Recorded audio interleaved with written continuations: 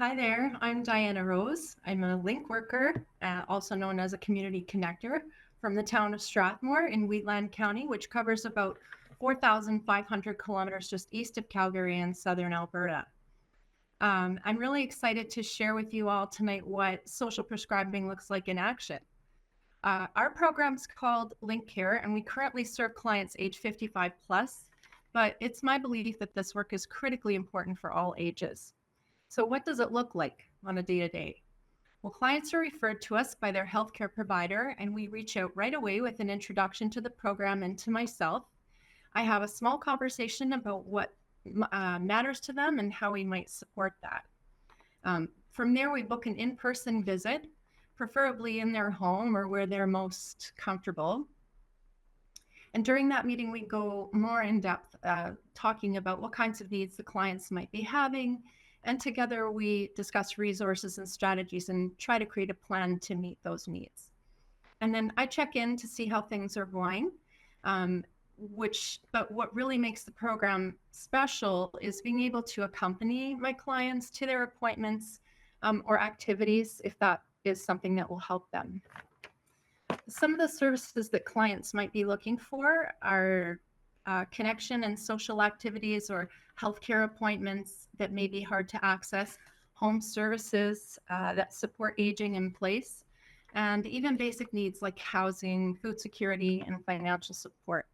The most important thing that we do, though, is to be present and spend time with people and build trusting relationships and advocate for the resourcefulness that they have within themselves. So one of my heroes, Dr. Chris Peterson, who's one of the founders of positive psychology, summed it up well in his thesis, Other People Matter. Dr. Peterson's and others' research shows that our relationships and our sense of belonging and purpose and meaning to our days are keys to our well-being and our happiness.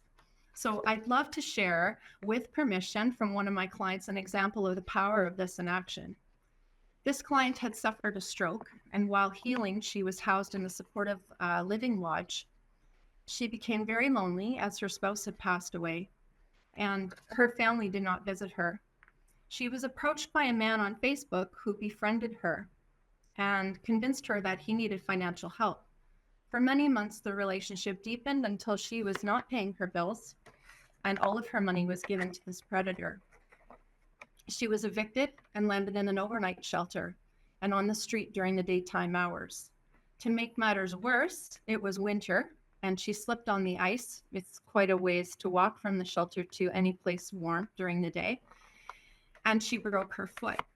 And while this was all going on, also, her mother passed away, who was also in a care home and who had left her as an executor of her will and her estate.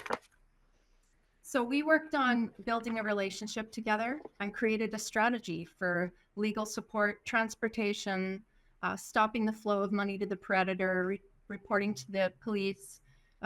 We worked at sorting out her financial situation, paid her debts, applied for housing, both transitional and permanent housing. We collected food from the food bank, collected furniture. She even bought herself a little scooter to get around to errands and joined a knitting group at the library. When a housing option became available in another community, we worked through that transition together and referred her to a sister social prescribing office in that community. And she's currently doing wonderful, but she still needs ongoing relational support so that we don't end up back in that same situation again. And so that link work is critically important.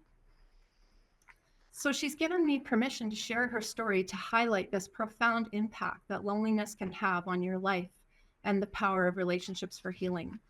This is an extreme example, but we're seeing lives changing every day. We see people finding hope again after feeling lost and alone.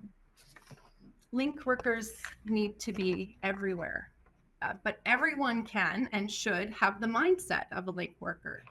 And so those three components that are really key are to be present and spend time with people, especially those who are struggling. See the very best in people. Believe in their resourcefulness. They are more resourceful than we ever realize, and never, ever judge them.